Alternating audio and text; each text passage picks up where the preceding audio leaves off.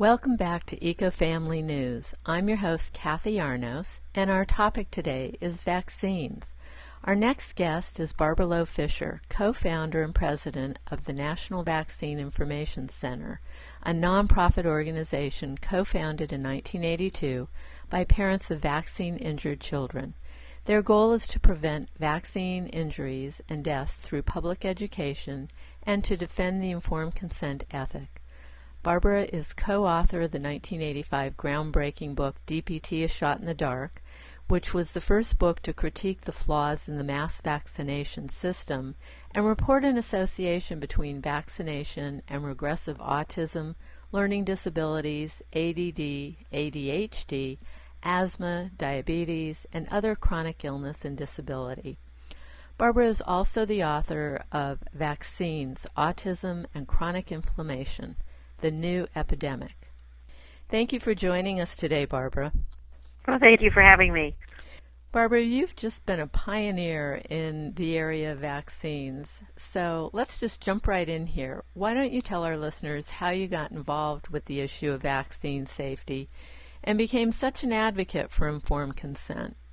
Well, I came from a medical family. My mom was a nurse, my grandmother a nurse. I have doctors and nurses in my family, and so grew up talking about science and medicine. But when I became a mom in 1978, and even though I worked at a teaching hospital as a medical writer, I really didn't know anything about vaccines. It wasn't until my firstborn son, Chris, who at 2.5 in 1980 suffered a convulsion, a collapse shock, and a brain inflammation within hours of his fourth DPT shot, and would go on to regress physically, mentally, and emotionally, and be left with multiple learning disabilities and attention deficit disorder. It was only after that experience that I understood that vaccines carried any risk whatsoever.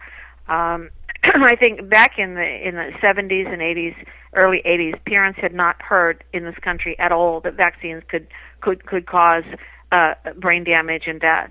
And it was the parents of the early 80s whose children had regressed after DPT vaccination or had died, who got together here in the Washington, D.C. area and founded the organization that is now known as the National Vaccine Information Center, and we really were the ones to launch the vaccine safety and informed consent movement in this country, which is now into its third decade. So you're not opposed to vaccination, but rather in support of education and informed consent.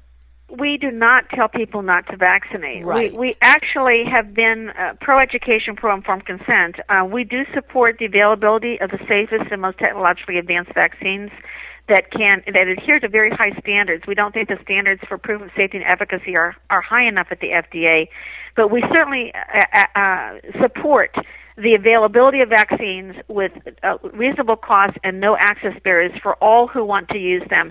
But what we are opposed to is forced vaccination because it violates the informed consent ethic. And as I watch things unfold today, not only the increase in the numbers of children who are suffering with chronic disease and disability, which we did not have before in the 50s and 60s and 70s, and as I watch the pharmaceutical companies and the government health agencies become so incredibly powerful, it's very concerning and I have to say disappointing that even though we've raised the consciousness of the people in the last 3 decades about vaccine risks, we have not had the resources, the funding, to mount the kind of public education campaign that really was needed, certainly at the beginning of this century, in order to stop the mass vaccination infrastructure from becoming so powerful and to the point where we're facing today a potential situation come fall where people are going to be forced to take this new vaccine, the swine flu vaccine, or suffer some pretty severe consequences. Well, one of the things that led me to doing a show about this today was when I heard that the Massachusetts Senate had approved a pandemic flu martial law bill. Can you tell us a little bit about that? Yes, they did, although I have to tell you that after 9/11, after September 11, 2001, the public health laws in this country were quickly transformed because the CDC had given about $1 million to a gentleman, a lawyer at Georgetown University, Lawrence Gostin, who had been working on a model State Health Emergency Powers Act, which would basically rewrite the public health laws in this country.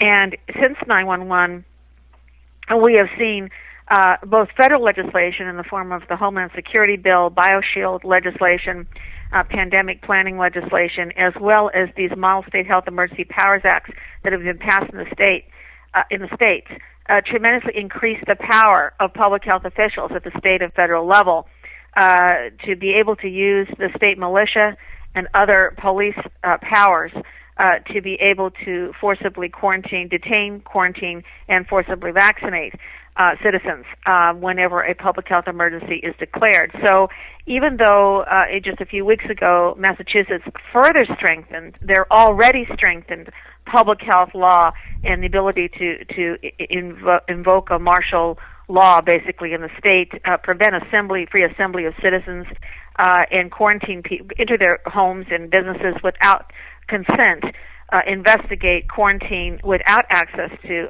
legal counsel, and vaccinate is something that's just simply an augmentation of power that has already been accumulated since 9/11. What a lot of people don't realize is that in this country, whatever was not defined under the U.S. Constitution as a federal activity defaulted to the states.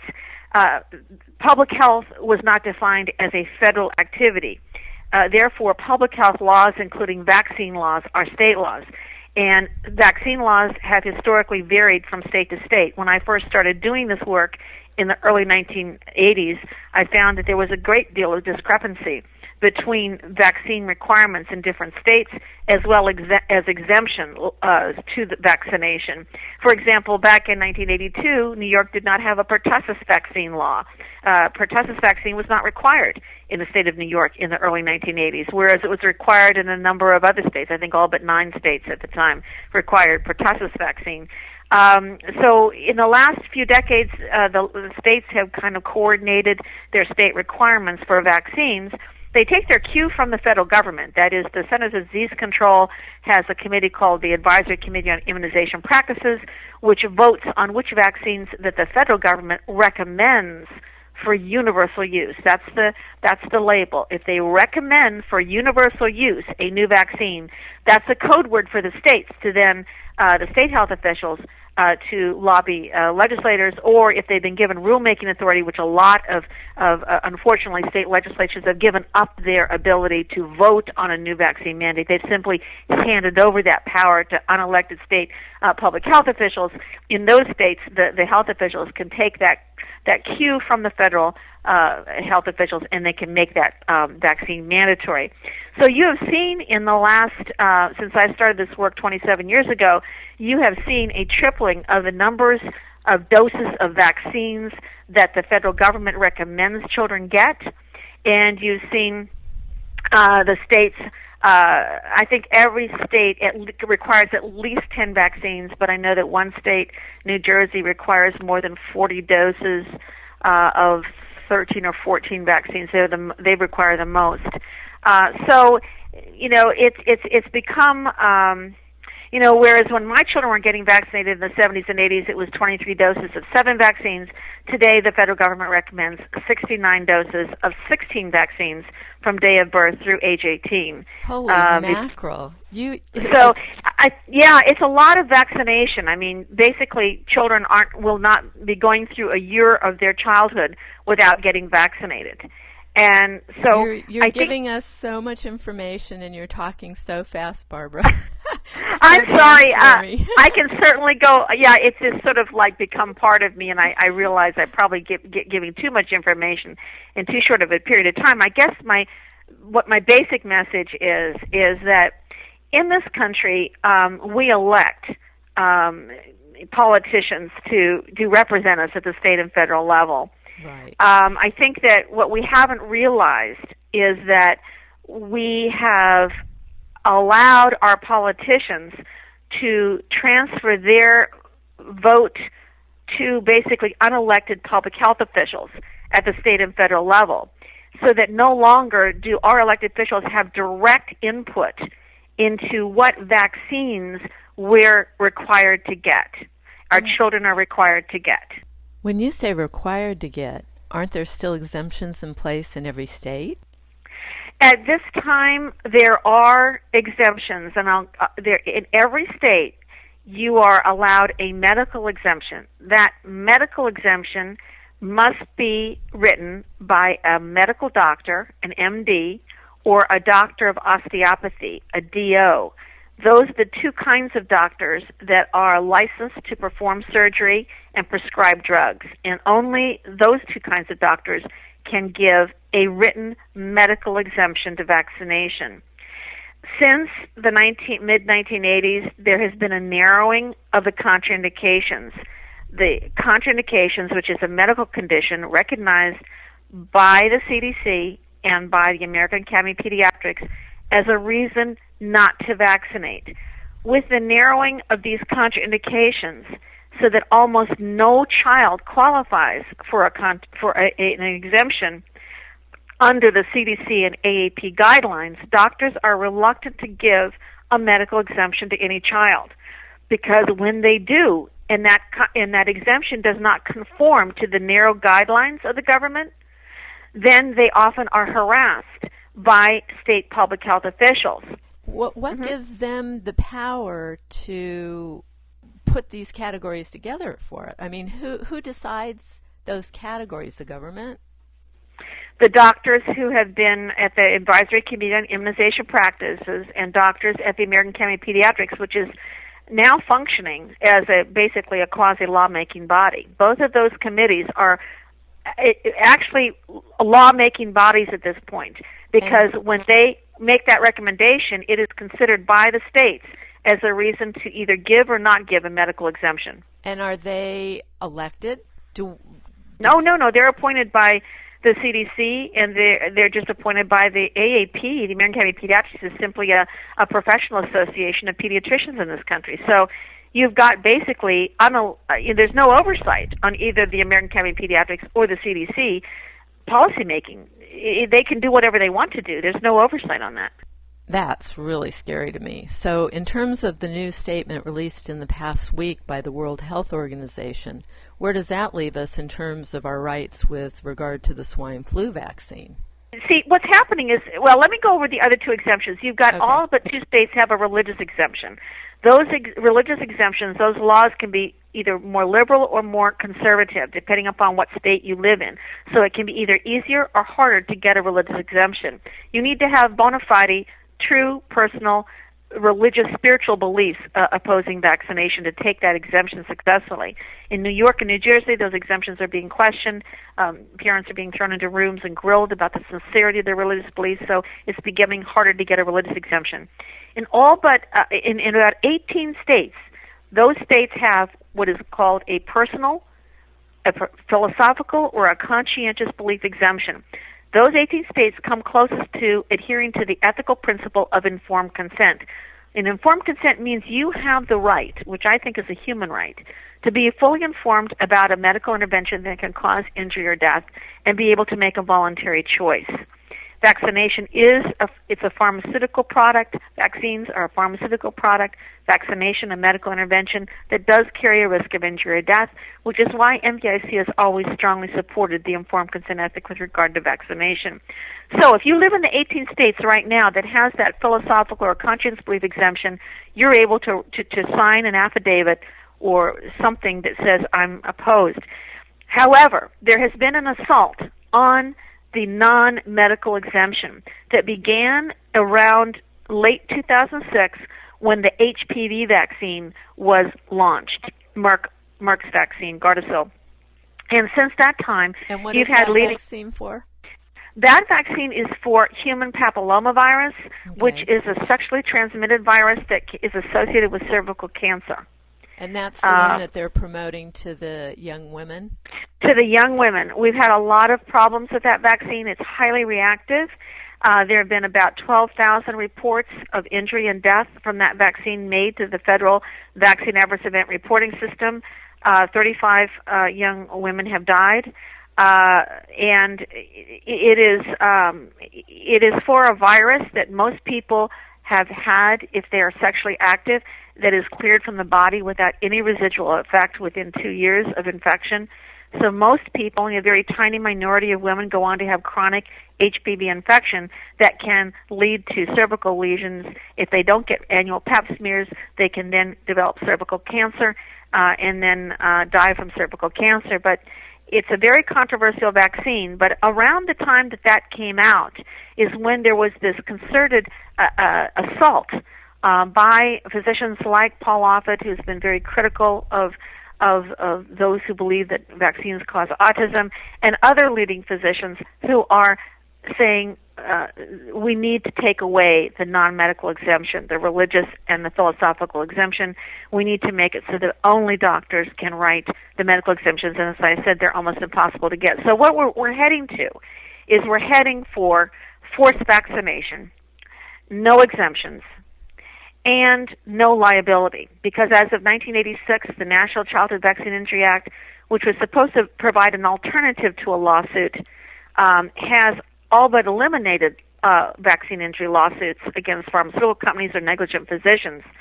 So you have basically a very dangerous, potentially dangerous situation at this juncture, especially since we're, as you pointed out, the World Health Organization has declared a world flu pandemic. There are at least 5 vaccine manufacturers have been given about between $1 billion and $9 billion. I don't know the exact figure to develop pandemic swine flu vaccines. These vaccines could be available, at least the first one, as early as within the next 30 days. It will be an experimental. All of these vaccines will be experimental. They are potentially going to contain novel vaccine adjuvants. Adjuvants make a vaccine more potent. These vaccines are going to have what we think are going to be experimental adjuvants that are going to ramp up the immune system response. Those of us who have vaccine-injured children have families that are affected by autoimmunity, severe allergy. That is, our immune systems are already on high alert and already make atypical responses to challenge. We could be the ones who are going to be at most at risk if we are forced to take experimental flu vaccines that contain an adjuvant that can really send our immune systems on overdrive. You bring up a really good point in that these are new vaccines, so they don't have any long-term studies. Absolutely. Just like the HPV vaccine, Gardasil, was fast-tracked to licensure. That is, they only studied the vaccine in fewer than 1,200 girls under the age of 16, and yet the CDC policy, when it was voted on in 2006, it was targeting the 11 to 12-year-old girls. There had been maybe 100 11 and 12-year-old girls ever studied with Gardasil. So that vaccine was fast-tracked and didn't have to adhere to the normal FDA standards for proof of safety and efficacy. The same will be true for these experimental flu vaccines. You know, there will be literally almost no testing in humans.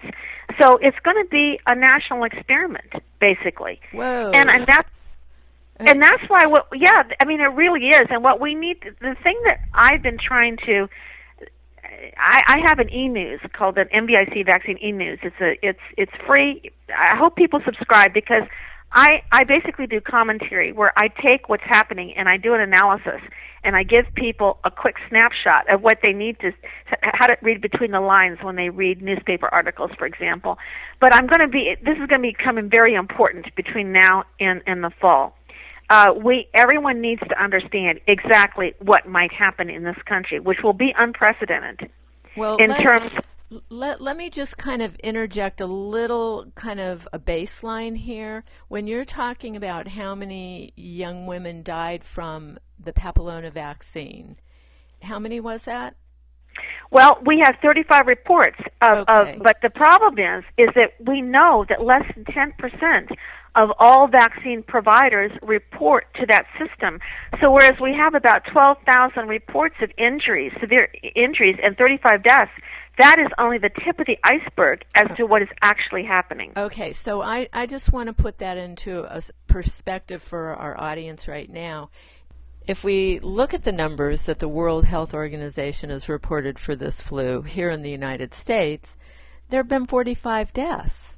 So if you're looking at those numbers and you're listening to the numbers that you just gave around this vaccine itself, it doesn't make sense, in terms of how many people are being injured and have died from the vaccine itself versus how many cases of, say, swine flu we've had and how many people have died from that flu.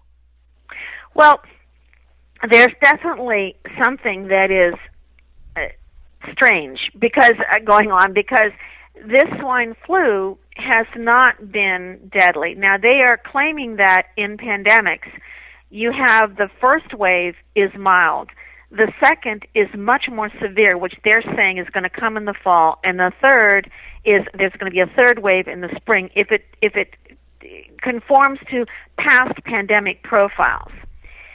If we were talking about Ebola, that something as serious as Ebola or as deadly as Ebola-like illness, I could see talking about, for example, which they are talking about, rerouting all planes coming from everywhere in the world through 8 airports come the fall, setting up quarantine centers, talking about using, state militia to come in and, without your permission into your home, quarantine people, forcibly vaccinate. If we were talking about something that was going to potentially take out half the world population, I could see, suggesting that we're in that kind of, but certainly, at least so far, we're certainly not in that situation. And I think we always have to look at the balance between civil liberties and martial law. Right.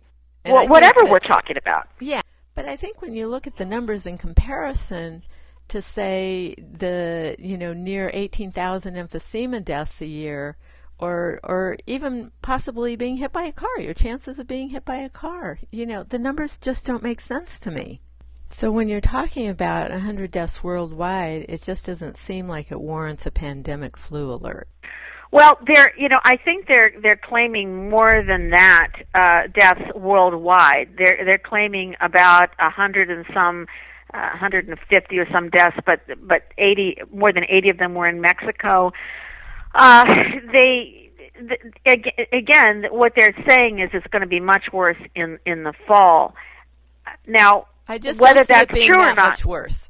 Well, I know whether that's true or not. I don't know, but I do know that the way epidemics in the past, no matter what you're talking about, infectious disease epidemics, the way they have become less virulent is the human population comes to an accommodation with that microorganism. That is, as it works its way through, yes, there are people who die, yes, there are people who get sick, but what happens is you get an immunity. You get a natural cell-based cellular immunity that is much more robust than any vaccine immunity. Right now, when it's mild, it probably is better, actually, to have the swine flu right now because you will have antibodies that when it comes around in the second and third wave, you would have antibodies. What I'm distressed about is that when I was involved in pandemic flu planning meetings a couple of years ago, they said quite clearly they were going to be depending upon the immunity, the natural immunity in the population to be protective because they weren't going to have enough vaccine for everyone. They weren't going to be able to get the vaccines developed and tested quickly enough to be able to get them to a lot of people. So, I don't understand why we're not acknowledging the role that natural immunity gives you. Exactly. And why we're trying to interrupt the transmission of this virus so soon to not allow any natural immunity to be obtained by a population, making us, of course, exquisitely vulnerable and vaccine dependent. This is why I have been critical of the policy of flu vaccination for every child from 6 months of age forward. Because what we're not allowing is children to have any experience with type A or type B flu, which gives them a more robust cellular immunity, because vaccines create basically a humoral or a learned immunity. That's the antibodies, that you're measured by the antibodies. Right. And, a true immunity is both cellular as well as humoral. And so, we're going for the quick fix. We're going for that humoral immunity, which is very short-lived. Right. And so here's what we're doing, with this influenza vaccine policy of all the children have to be vaccinated from 6 months of age all through their life, is you are robbed of any experience. And I think that, I don't understand why this approach, except that it does make us quite vaccine dependent. Right. Yeah. Now, it does sell a lot of vaccines. So what can we do? I mean, all this information is great, but I also don't want to, leave people with this doom and gloom of, this is going to really happen. How can we stop this from happening? I think it's very simple. I think that as citizens in a country that was founded on the idea that we elect people to represent us and we make sure that they understand what it is we want them to do, we need to just get on the phone, go down to our state officials that we elected, our representatives and state senators, because remember, vaccine laws are state laws.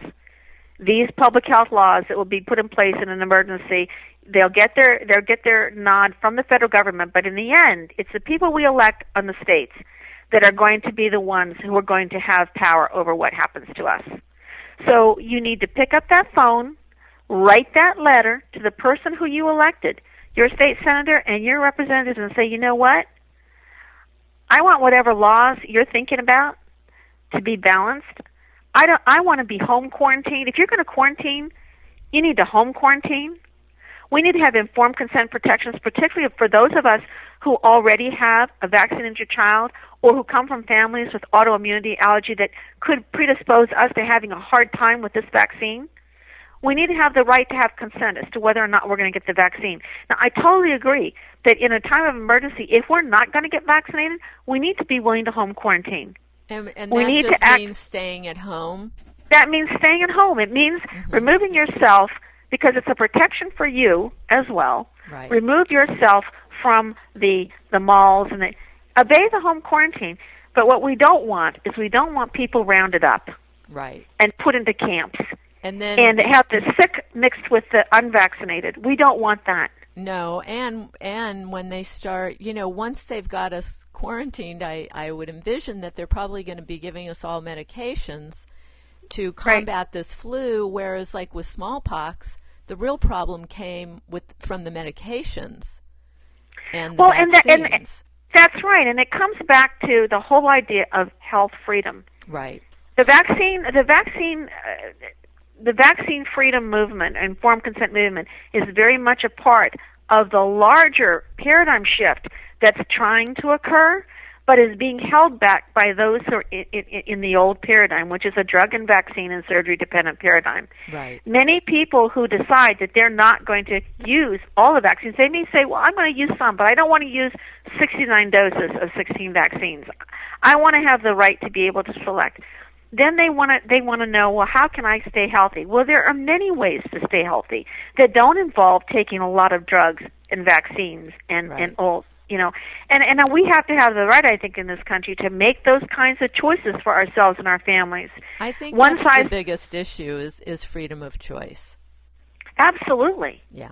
Absolutely. And on your website, do you also have the information about the exemptions in the different states? We do. We have a great section on state vaccine laws. You can click on a map and find the laws in your states and how to contact your state health officials. Oh, brilliant. I love it that you guys are so organized on this. And so now you have there's the 4th International Public Conference on vaccination that will be coming up in the fall. Yes, we certainly hope that it is the October 2 through 4 at the Hyatt Regency in Reston, Virginia, which is right outside of Dulles Airport near Washington, D.C. The 4th International Public Conference on Vaccination is the first one we've held in 7 years. We are bringing scientists and bioethicists and pediatricians and lawyers and freedom activists from as far away as Kenya, Italy, the UK, Canada, human rights activists to talk about the science and policy and ethics of vaccination. Our theme is show us the science and give us a choice. And I would encourage everyone who's listening to this, if you want to stand up in your state for vaccine freedom of choice, you need to come to this conference. Get educated. We're going to be doing advocacy training sessions in the evening to help you learn how to educate and lobby for choice in your state. This is unlike any conference that's been held. Well, the conference just sounds like it's not only timely but also so important at this juncture in terms of preserving our rights. It's just time to wake up, to take action, and we can't be in denial anymore. They really can't. We're going to be taking buses to Capitol Hill the next day to do some old-fashioned lobbying one-on-one. People can make appointments with their congressmen and senators, with officials of the Obama administration, if they want to, in the Health and Human Services. I think we need to make a strong stand that says, you know what, we elect our officials in this country, and we want a balanced public health response, public health infrastructure response to any type of a public health emergency. We want to have respect for our civil liberties, and yes, we want to be responsible citizens and certainly obey home quarantine, but we don't want to have a militaristic approach. Unfortunately, the Department of Defense is quite heavily involved in a lot of these pandemic flu planning exercises. They take, of course, a very different approach, a militaristic approach, and we just really need to be responsible and activist citizens and let our state legislators as well as our federal legislators know the kind of country we want to live in. Yeah, and I think an important point here is that people first need to become educated about what's going on and, what rights they want to preserve for themselves, and then let the legislators know, because if they don't hear from us, they don't know what we're thinking. Absolutely. So, and then to take that action, to become involved, to be part of the solution.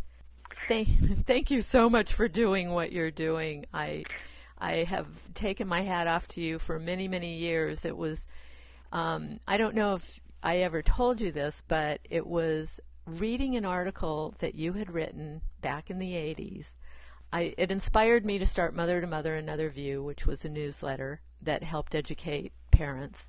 And it also woke me up to what was going on with my daughter, because she had had a collapse shock syndrome similar to your son with her 18-month vaccination, and had developed many health issues which I had to find solutions for. And the traditional mainstream medicine was not helping her. And so that's how I got involved with all this. So you were kind of a catalyst for me, and I want to thank you. Oh my gosh! I know you hadn't told me that, and I'm very happy to know that, because I really feel this is about empowerment.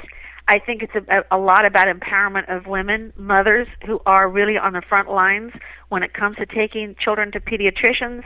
And I think that as women, sometimes we don't always feel that we have the right, or I don't know, the intelligence or whatever, to be able to stand up to our doctors that we take our children to, but we really need to get that we do. Yes. We have the right to do that as the mothers of our children. And in fact, I think it is the mothers who are going to eventually turn this around, because we're responsible for the health and well-being of our children. And I really am glad that you have done what you've done since the 1980s to get the word out and to educate parents about this very important issue. And so I hope you'll be able to come. I'd love to see you and everybody who wants to work in their states to stand up for their right to make vaccine choices. Well, thank you, Barbara, for joining us today and sharing all of this eye-opening information. I mean, well, you're welcome, and you can go to www.nvic.org. That's our website, and you can sign up for the conference as well as get a lot of great information about vaccines and infectious diseases.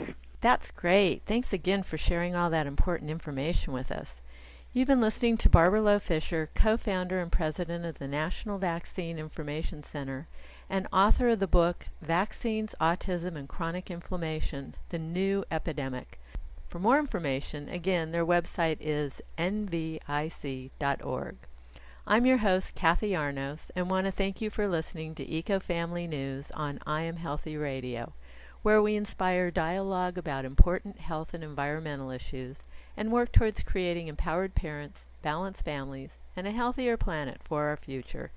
For more information, please visit ecofamilynews.com or IamHealthyRadio.com. Thanks for listening.